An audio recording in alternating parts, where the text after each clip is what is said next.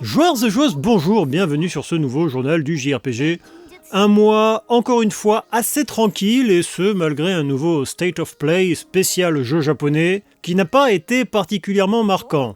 Il y avait des choses, évidemment, mais rien d'incroyable. Donc rien d'extravagant en termes d'annonces et de sorties, mais néanmoins, ne boudons pas notre plaisir, il y a toujours des choses sympas à se mettre sous la dent. Si ce journal vous plaît, n'hésitez pas à vous abonner pour ne rien manquer des prochains épisodes. Vous pouvez également partager la vidéo ou utiliser un petit boost sur l'appli YouTube si vous souhaitez aider la chaîne. Et si vous appréciez ce que vous voyez et souhaitez me soutenir, vous pouvez à présent rejoindre la chaîne. Cela vous donnera, dans la mesure du possible, un accès anticipé de quelques jours aux vidéos. Pour le reste, installez-vous confortablement, nous voici partis pour ce journal du JRPG du mois de novembre 2025.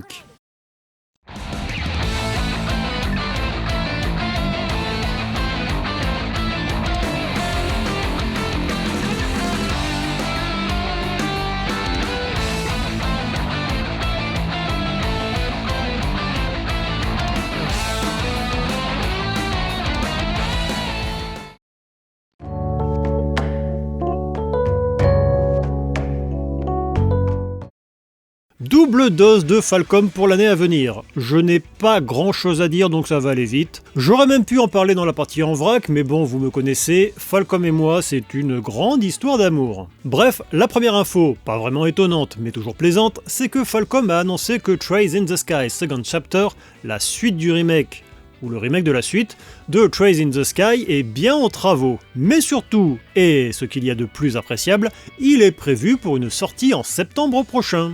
Donc entre Trace Beyond the Horizon en janvier et Trace in the Sky Second Chapter en septembre, encore une fois, on va passer une bonne année. Pas d'image pour le moment, donc j'illustre cette annonce avec le trailer du premier épisode. L'autre annonce liée au studio concerne Ys 10 Pro Nordics, déjà disponible depuis juillet 2025 au Japon sur Switch 2. Falcom a confirmé que, petit 1, cette version améliorée de Ys 10 sortira également sur PlayStation 5, avec une date de sortie fixée au 19 février prochain au pays de Shigeru Miyamoto. Les premiers exemplaires mis en vente seront proposés avec un CD de musique comprenant 12 pistes issues de cette nouvelle mouture. Petit 2, si l'on savait que les versions Switch 2 et PC étaient prévues pour une sortie occidentale, on a également appris que la version PlayStation 5 sera de la partie. En revanche, pour le moment, pas de date précise, on sait juste que ce sera en 2026.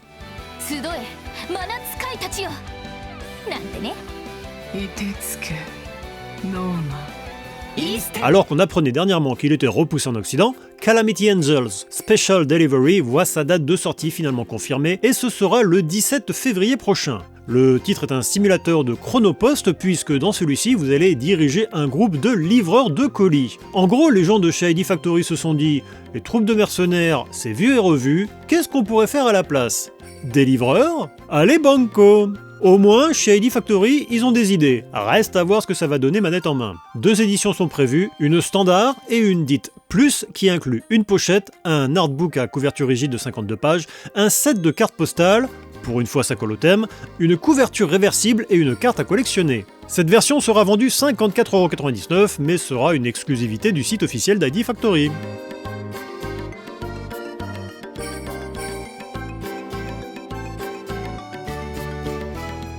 Un autre titre ID Factory qui se précise, c'est Ariana and the Elder Codex, dont la sortie occidentale a été confirmée pour 2026, sans que l'on sache la date exacte. Il s'agit d'un action RPG qui avait été annoncé il y a quelques mois, il est développé par ID et édité par ID Factory, et raconte l'histoire d'une bibliothécaire qui va utiliser sa magie de bibliothécaire pour entrer dans des bouquins et sauver le monde. Ariana and the Elder Scroll a un petit côté vanillaware, mais faut le dire vite. Par contre, il faudra se contenter d'une édition standard, en physique comme en numérique, alors que les japonais avaient eu le droit à une édition spéciale avec quelques bonus.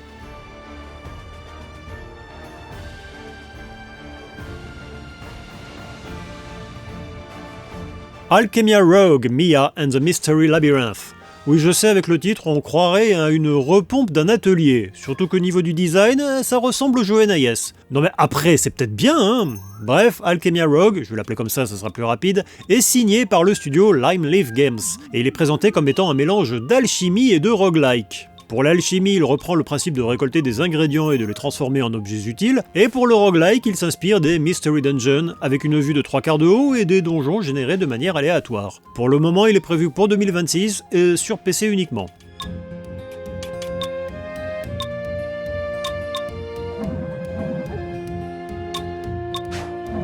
Bon, je vous avoue que quand j'ai lu la news, je n'ai pas tout compris. En même temps, vu que ça parle de concepts utilisés dans Pokémon ZA et que j'y ai pas joué, je ne suis pas aidé. Mais bon, si vous avez aimé le dernier épisode de la série de Pokémon et que vous en voulez encore, Game Freak a la solution puisqu'un contenu additionnel nommé Méga Dimension sera disponible à partir du 10 décembre prochain. Un DLC gratuit? Pas vraiment, puisqu'il faudra débourser 29,99€ pour découvrir Extra Illumis, peuplé de Pokémon dépassant le niveau 100, où vous croiserez des Pokémon rares et des méga évolués. D'où le nom de l'extension.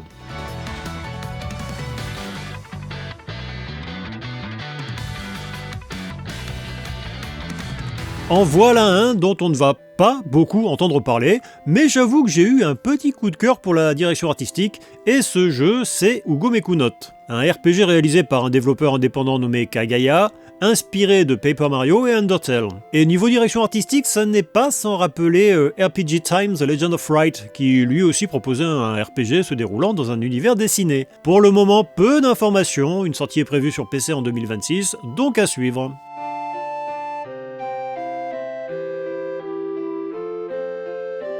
Annoncé durant le State of Play du 11 novembre, qui était d'ailleurs le State of Play de tous les DLC, Bandai Namco et From Software ont fait savoir que le Battle Royale se déroulant dans l'univers d'Elden Ring allait avoir le droit à une extension payante. C'est un peu étonnant puisqu'en septembre dernier, le titre avait eu le droit à une mise à jour gratuite conséquente, mais passons. Au programme, des nouveaux boss, une nouvelle zone et de nouveaux Nightfarers jouables, le tout pour 15$, j'imagine autant en euros, avec une date de sortie prévue pour le 4 décembre prochain. Seconde news relative à Elden Ring, mais cette fois-ci la Tarnished Edition prévue pour la Switch 2. From Software a fait savoir que cette version était repoussée de 2025 à 2026, la raison invoquée étant le classique « on prend plus de temps pour peaufiner ».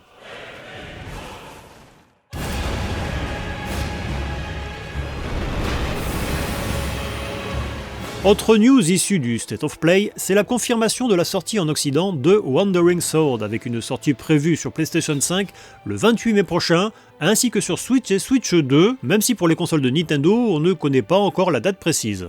Il s'agit d'un titre réalisé par le studio shanghaïen The Swordman Studio, et comme vous pouvez le voir sur les images, l'inspiration de la HD 2D est très forte ici. La version PC est disponible depuis 2023 et les retours sur Steam sont largement positifs. Le scénario raconte les aventures d'un jeune héros qui échappe de peu à la mort et qui décide de partir faire un voyage pour apprendre les arts martiaux et accomplir son destin. En Occident, c'est Red Hat Games qui s'occupera de l'édition physique. Pour le moment, on n'a pas plus d'infos sur le sujet. Par contre, 2 éditions numériques sont prévues, une standard à 34,99€ et une deluxe pour 10€ de plus qui inclut un set d'accessoires et une bande-son numérique.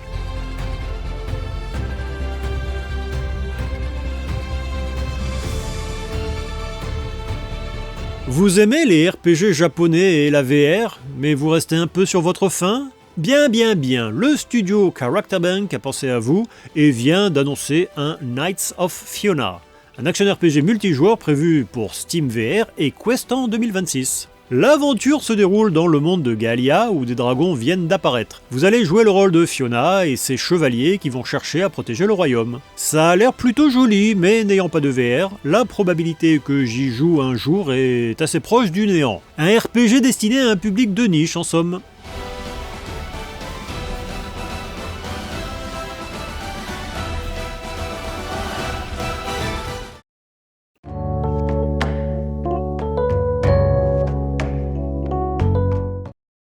Ça avait été annoncé il y a quelques mois, ça y est, le portage de Elminage Original, Priestess of Darkness and the Ring of the Gods se précise, en tout cas concernant la version japonaise prévue sur Switch. C'est loin d'être la première fois que ce titre revient, puisque si le premier Elminage avait tout d'abord vu le jour sur PlayStation 2 en 2008, il était ressorti sur DS la même année, PlayStation Portable en 2011 au Japon, 2012 en Amérique du Nord et 2013 en Europe. D'ailleurs, la version européenne est un des jeux les plus rares de la console. Il avait été édité par Ghostlight et tiré à 300 exemplaires. Les quelques rares fois où une copie débarque sur eBay, ça se chiffre tout de suite à plusieurs milliers d'euros. Je ne saurais pas vous dire si les gens achètent à ce prix, mais en tout cas, il se met en vente à des prix délirants. Bref, si vous voulez juste y jouer, il est disponible sur PC pour une poignée d'euros. Concernant la version Switch de ce Dungeon RPG, il faudra sans doute se contenter d'une version uniquement en japonais. On est sur un portage assez simple, les ajouts semblent se limiter à des visages supplémentaires pour vos personnages.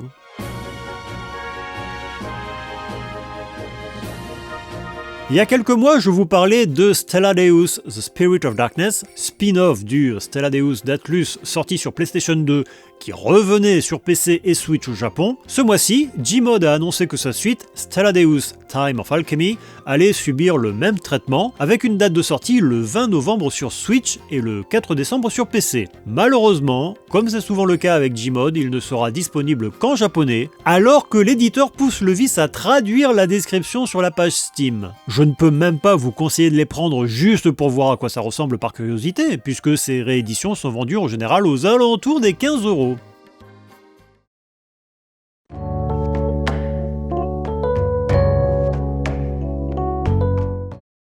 Le dernier épisode de la série Shiren the Wanderer, à savoir The Mystery Dungeon of Serpent Coil Island, revient dans une version Plus, cette fois-ci sur mobile.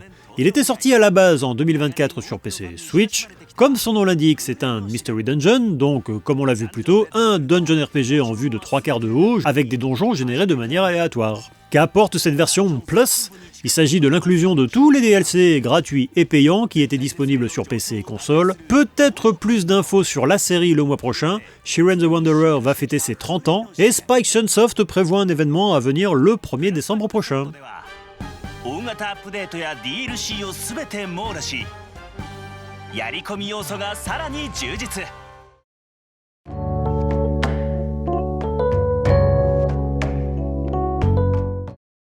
Des infos concernant Pokémon Pokopia, le mix entre Pokémon, Minecraft et un peu d'Animal Crossing, le tout développé par Game Freak et Koei Tecmo. Koei Tecmo qui s'y connaît en Minecraft puisqu'on leur doit déjà les très sympathiques Dragon Quest Builders. Deux nouvelles, une bonne et une moins bonne. La bonne nouvelle, c'est qu'on connaît la date de sortie et ce sera pour le 5 mars prochain sur Switch 2 avec un prix annoncé de 69,99 €. La moins bonne nouvelle, c'est qu'il a été confirmé que la cartouche sera une carte clé de jeu. Si vous voulez en savoir plus, une vidéo de 10 minutes a été mise à disposition sur la chaîne YouTube officielle de Pokémon. Your new Pokémon friends may teach you their signature moves. Use the moves you learn to refresh. À quelques jours de la sortie d'Octopath Traveler 0, prévu le 4 décembre prochain sur PlayStation 4 et 5, Switch et Switch 2, Xbox Series et PC, Square Enix a fait savoir qu'une démo incluant le prologue était à présent disponible. Celle-ci permet de créer votre personnage et d'avancer dans les 3 premières heures de l'aventure. Votre sauvegarde sera utilisable dans la version définitive.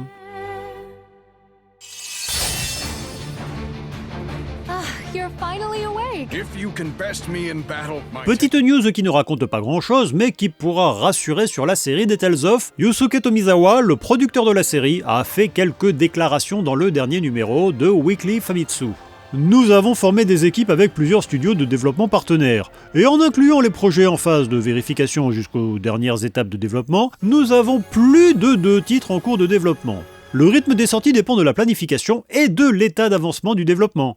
Il pourra s'accélérer ou ralentir. Quoi qu'il en soit, nous espérons proposer aux fans le plus grand nombre de titres possible, le plus rapidement possible. Quant au prochain remaster que l'on aurait espéré être en toute logique Tales of Exilia 2, celui-ci a ajouté « Je ne suis malheureusement pas en mesure de donner des détails sur le prochain titre pour le moment, mais l'annonce du prochain titre remasterisé devrait intervenir relativement bientôt, du moins c'est le plan. » D'ailleurs, en parlant de Tales of Exilia, si vous voulez en savoir plus sur son remaster, une vidéo « Devez-vous acheter Tales of Exilia Remastered » est disponible sur la chaîne. Et alors que j'avais écrit la première partie de cette news, et même si ce que je viens de dire est toujours valable, coup de tonnerre, Tales of Berseria Remastered vient tout juste d'être annoncé.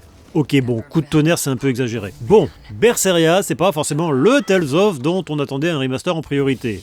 Celui-ci étant sorti entre autres sur PlayStation 4, il reste tout à fait jouable sur PlayStation 5. Ce remaster est prévu sur PlayStation 5, Xbox Series, PC et Switch. Disons que ce sont surtout les joueurs Switch qui ont le plus à gagner dans l'histoire, puisque la version originale n'était pas disponible sur console de Nintendo. Encore une fois, le développement du remaster a été confié à un studio différent, et ici c'est DAG, qui s'en occupe, un studio qui a surtout fait de la sous-traitance jusqu'à présent pour des gros projets néanmoins comme les derniers Kirby, Bayonetta 3, Final Fantasy VII Remake Intergrade et j'en passe. Évidemment, comme d'habitude, des ajouts de qualité de vie et la présence des DLC seront au programme. 2 éditions sont prévues, une standard à 39,99 € en physique et numérique et une deluxe numérique à 59,99 € qui inclut un pack de musique, un artbook et une bande-son numérique, un set d'herbes de croissance et des bonus de précommande.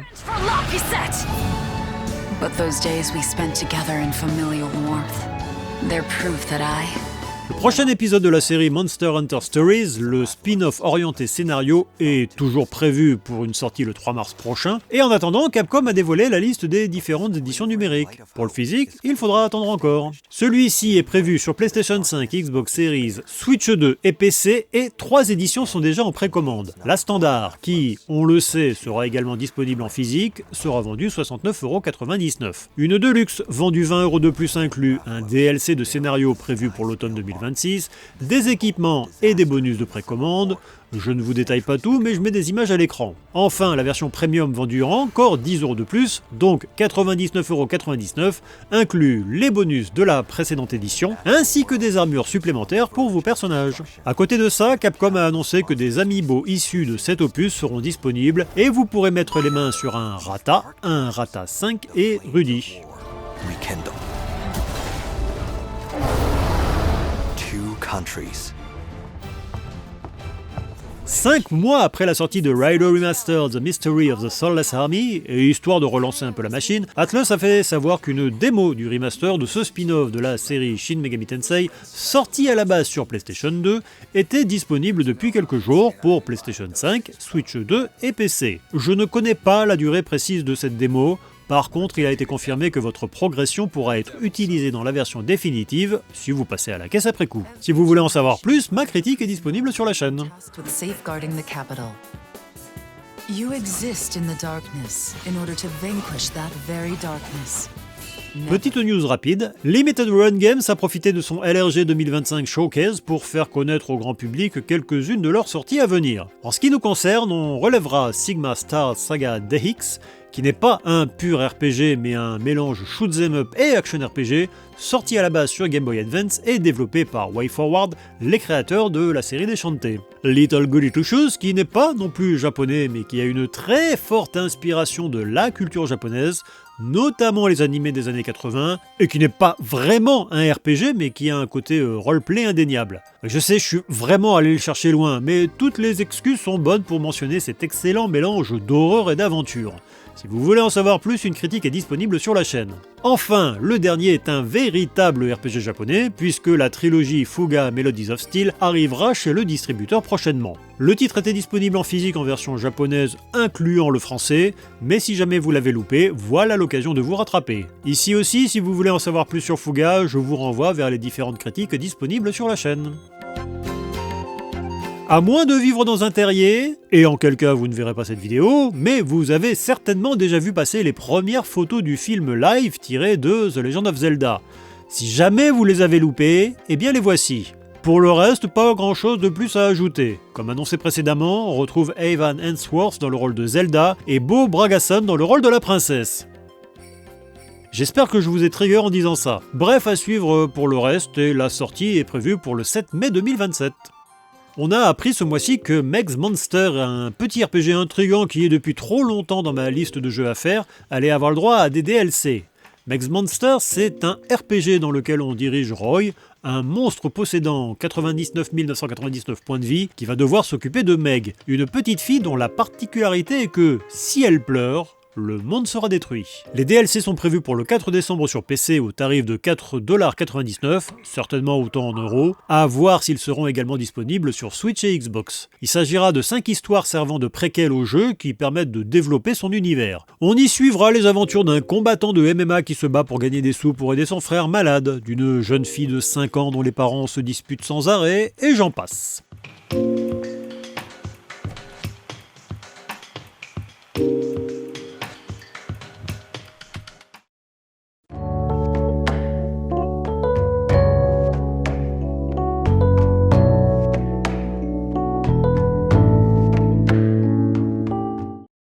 La guerre du Sceau vient de commencer. Prenez les armes pour défendre l'ancien royaume d'Hyrule.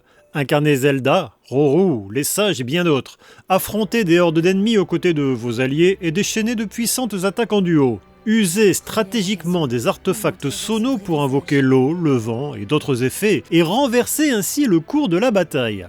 Portez vos coups ravageurs en solo ou à deux en écran scindé. Dans Hyrule Warriors, les chroniques du Sceau dévoilaient des événements canoniques qui n'ont été qu'entraperçus dans The Legend of Zelda Tears of the Kingdom. Hyrule Warriors, les chroniques du Sceau, est-ce que c'est vraiment un RPG ?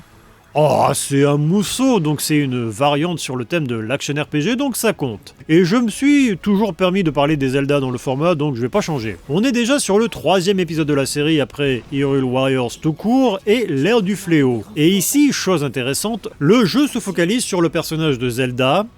J'ai hésité à refaire la même blague que tout à l'heure, mais je vais m'abstenir. Ce nouvel opus est en relation avec les événements de Tears of the Kingdom et permet d'avoir une nouvelle vision des choses. Et puis bon, ça va surtout vous permettre de massacrer des ennemis par milliers. Petit ajout de dernière minute au montage, puisque je me rends compte que j'ai oublié de parler des éditions physiques. En Occident, il faudra se contenter du strict minimum, à savoir une édition standard. Par contre, une édition dite Treasure Box est disponible au Japon, soit en version complète pour 16 890 yens, soit un peu moins de 100 €, ou alors vous avez la possibilité de ne prendre que les bonus de la version Treasure Box, ce qui vous en coûtera 8 360 yens, soit environ 46 €. Mais évidemment, si cette édition vous intéresse, vous n'avez pas intérêt à traîner.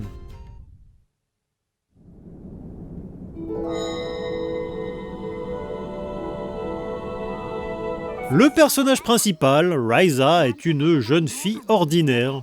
Lassée de sa vie rurale, elle s'enfuit de son village et rejoint ses amis dans un lieu secret pour parler de leurs rêves d'avenir et préparer des aventures passionnantes. Un beau jour, Ryza et ses amis s'élancent, déterminés à explorer l'île interdite de l'autre côté du rivage pour leur première expédition. Aux côtés de l'alchimiste et d'autres amis rencontrés sur place, ils vivent une aventure estivale qui restera à jamais gravée dans leur mémoire. Une sortie qui n'est pas si étonnante puisque les précédentes trilogies de la série Atelier avaient déjà eu le droit à des versions de luxe. Donc, on se doutait bien qu'Atelier Ryza reviendrait. Malheureusement uniquement en version numérique en Occident. Par contre, en allant du côté de l'Asie, différentes éditions physiques multilingues sont disponibles. Et quand je dis multilingue, je veux dire que, comme pour les sorties originales, Ryza 1 et 3 sont en anglais et Ryza 2 en français. C'est dommage, mais c'est comme ça. Pour les versions physiques, vous avez actuellement des coffrets Asia regroupant les 3 opus sur Switch et PlayStation 5. C'est le seul moyen d'avoir la version Switch en physique, en multilingue. Une fois ce coffret indisponible, il faudra se rabattre sur les versions PlayStation 4 et 5 qui, elles, sont multilingues, que ce soit en version japonaise ou Asia. Je vous mets les liens pour commander sur Play Asia dans la description de la vidéo. A noter qu'il n'y a pas d'édition physique pour la Switch 2, ce qui est bien dommage puisque cette version est assez convaincante. Au programme de ces versions de luxe, la présence de tous les DLC, des nouveaux personnages jouables et des scénarios bonus. Si vous voulez en savoir plus, je vous renvoie vers ma vidéo sur la trilogie. Cette vidéo est en partenariat avec Koei Tecmo et des codes pour la trilogie ainsi que des goodies exclusifs sont à gagner. Dépêchez-vous, le concours se termine le 30 novembre.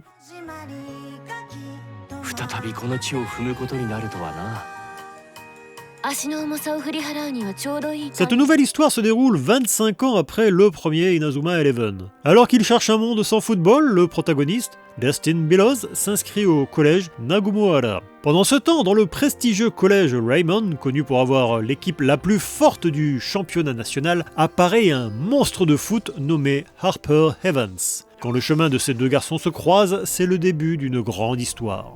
Une des plus grosses arlésiennes du RPG de ces dernières années est enfin disponible. Annoncé en juillet 2016 et après maints et maints reports, Inazuma Eleven Victory Road est enfin disponible sur à peu près tous les supports, mais en numérique exclusivement. Les notes sur Steam sont extrêmement positives, par contre très peu de retours dans la presse, Gamecult et jeuxvideo.com ne l'ont même pas testé. Si vous vous êtes lancé dedans, n'hésitez pas à dire ce que vous en avez pensé.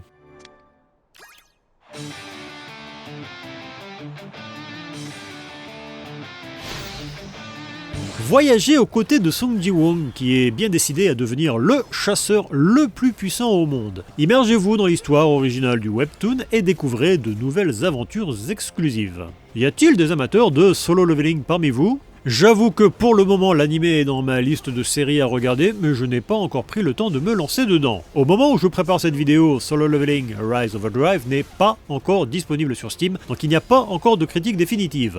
Néanmoins, une démo vous attend si vous souhaitez essayer avant d'acheter. Les retours sur la démo, c'est ce à quoi on peut s'attendre avec ce genre de jeu. Ça n'est pas super, ça n'est pas nul, c'est pour les fans, ça permet de prolonger l'expérience si on aime la série ou le light novel. A noter que si le titre est disponible pour l'instant sur PC, des versions PlayStation 5 et Xbox Series sont prévues pour l'an prochain.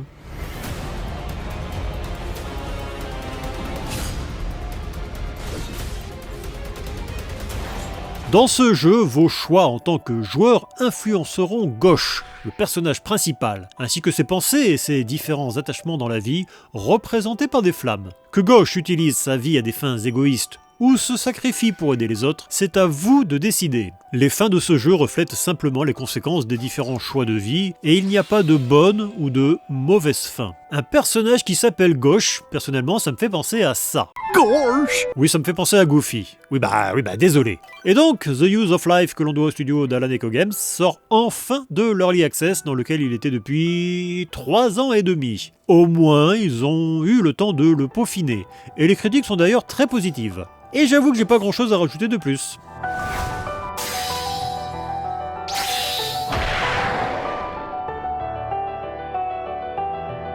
Voici un monde où le pain est peu à peu tombé dans l'oubli. Jusqu'au jour où, dans un coin reculé du monde, une explosion accidentelle provoquée par Chaya, la protagoniste, contrainte de séjourner dans une petite ville délabrée, l'amène à collaborer avec Effie, la jeune propriétaire d'une modeste boutique, pour reconstruire sa boulangerie. Et bientôt, de leur four ordinaire s'élève un parfum extraordinaire, celui d'un mets presque disparu, le pain.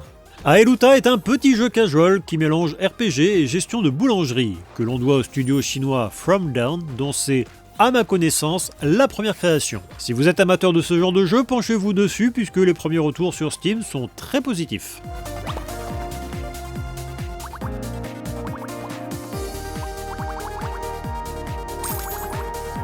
Where Winds Meet est un RPG d'action-aventure en monde ouvert épique, ancré dans la riche tradition du wuxia. Situé durant l'ère tumultueuse de la Chine du Xe siècle, vous incarnez un jeune maître d'épée, découvrant des vérités oubliées et les mystères de votre propre identité. Alors que le vent se lève sur montagnes et rivières, votre légende s'élèvera à son tour. Where Winds Meet, avec un titre comme ça, je me suis posé des questions. Qu'est-ce que c'est? Un jeu qui parle de pétomane? Mais en fait non, pas du tout. Je vous avoue que je n'en ai pas vraiment entendu parler avant sa sortie occidentale, pourtant le titre semble avoir du budget, et surtout les critiques sur Steam sont largement positives. C'est un free-to-play, ce qui veut dire que ses sources de revenus sont ailleurs, et ça passe par un système de boutique en ligne. Mais il semble que les achats ne soient pas obligatoires pour avancer dans l'aventure. But I have been on this path too long now. Hollow Seeker est un RPG roguelite de deck building où chaque partie offre une aventure différente à travers une carte remplie d'événements et de rencontres uniques. Incarnez l'une des 4 idoles de Hololive, Usada Pekora, Nekomata Okayu, Takanashi Kihara ou Fuwamoko, chacune dotée de capacités spéciales influençant totalement votre stratégie. Collectionnez plus de 100 cartes illustrées, combinez leurs effets pour créer des synergies puissantes, et utilisez les holocoins récoltés pour acheter vos cartes préférées. À chaque tentative, une nouvelle aventure pleine de charme, de défis et de stratégie vous attend. Je ne suis pas certain que ce sera LE RPG qui fera le plus de bruit ce mois-ci. Ceci étant, si vous êtes fan de deck building et surtout un grand amateur de VTuber de la société Hololive, ça pourra vous intéresser. Surtout que Hollow Seeker ne coûte que 4€ et les premiers retours sont positifs, même si peu nombreux pour le moment, et je doute un peu du potentiel commercial du titre en Occident.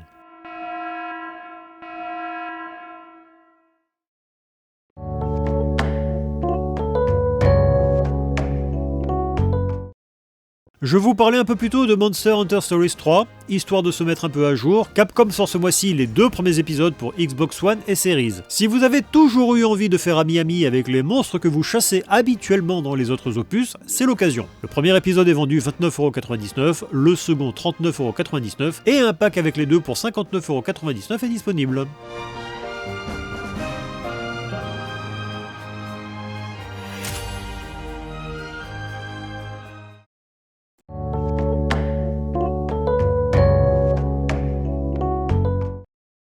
Demon's School est un RPG tactique novateur où mouvement rime avec action. Incarnez Faye et sa bande d'inadaptés sociaux pour combattre des créatures bizarres entre le monde des humains et celui des démons, tout en gérant votre emploi du temps universitaire sur une île étrange. On connaissait le studio Necrosoft Games pour leur jeu d'action, les voici qui reviennent avec un tactical RPG démoniaque comme le laisse sous-entendre le titre, Demon's School. Le titre se vante d'avoir un gameplay unique et effectivement, en regardant quelques extraits, ça ne semble pas évident puisque les ennemis bougent en fonction de vos actions, comme s'il y avait un petit côté temps réel dans le tour par tour. Et puis il y a du Persona dans l'inspiration. Pour le moment, le titre n'est disponible que en dématérialisé, mais les précédentes créations du studio étaient sorties chez Limited Run Games, donc à vous de voir si vous préférez attendre.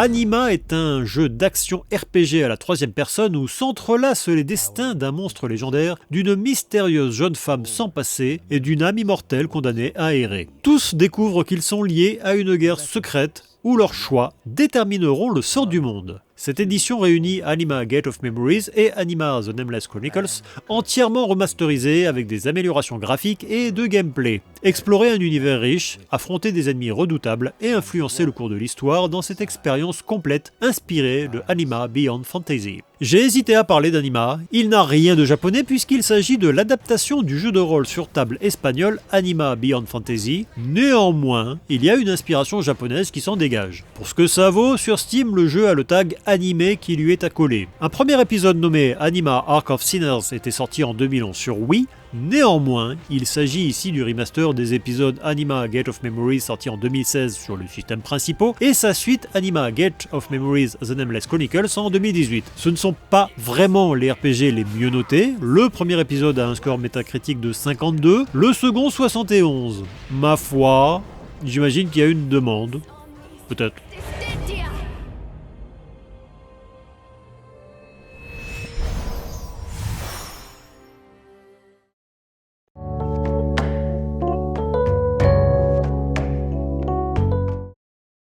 Eh, encore des figuises. Je suis très content, pour une fois c'est pas du Atlus, je vais vous montrer ça. Voilà quelque chose qui va parler aux vieux de la vieille, puisque cette nouvelle série est issue de Skies of Arcadia. Sega l'a oublié, mais First 4 Figures non. Alors, 3 nouvelles figurines, je vais vous montrer ça dans le détail. Donc on a le droit au personnage de Vyse, à Aika et à Fina. J'ai déjà eu l'occasion de vous parler des figures, mais bon, quand même, qu'est-ce que c'est si jamais vous découvrez ça pour la première fois? Ce sont des objets de collection que l'on doit à First 4 Figures, des créateurs qui sont plutôt habitués à faire des grosses figurines très chères et très volumineuses, qui ont décidé de faire des petits objets de collection qui sont, bien ma foi, assez pratiques, puisque comme vous pouvez le voir, à chaque fois on a une figurine qui est en caoutchouc, avec 2 aimants que l'on peut mettre n'importe où. Vous pouvez la mettre en décoration chez vous, mais à chaque fois elles sont vendues avec des stands en métal qui ont toujours 2 côtés. Donc on a pour Vyse, hop, hop, pour Aika, hop, et hop, et pour Fina, hop, et hop.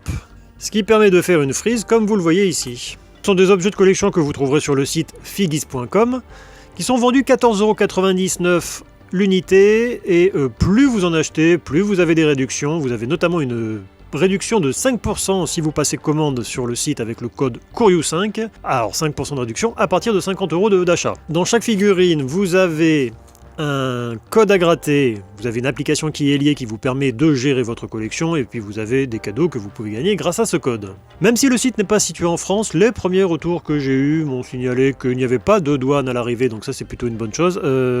Si vous avez commandé dessus, est-ce que vous pouvez confirmer en commentaire si vous avez eu de la douane ou pas, Plus on a de témoignages, mieux ce sera. Les figures, il y a beaucoup de jeux vidéo, du Street Fighter, du Metal Gear, du Castlevania, du Shin Megami Tensei, du Persona. Il y a aussi des animés, il y a du Freerun, du Cowboy Bebop, il y a plein de choix, il y en a pour tous les goûts. Ce qui est bien, c'est que ça prend pas beaucoup de place, c'est quand même pas si cher que ça. Pour rappel, 5% de réduction sur le site pour toute commande de plus de 50€ avec le code CORIOU5. Et si vous avez joué à Skies of Arcadia, n'hésitez pas à le dire en commentaire.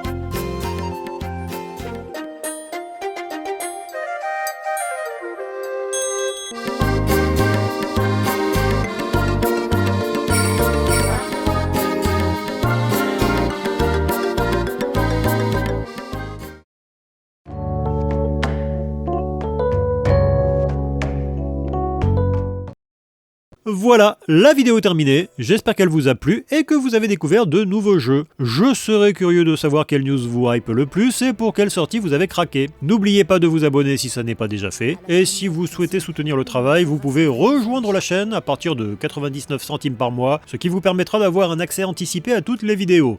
En tout cas quand je peux. Sinon, simplement partager la vidéo, ça aide beaucoup. Vous pouvez également mettre un boost si vous regardez en passant par l'appli YouTube. Je vous dis à la prochaine et d'ici là, jouez bien à plein de JRPG.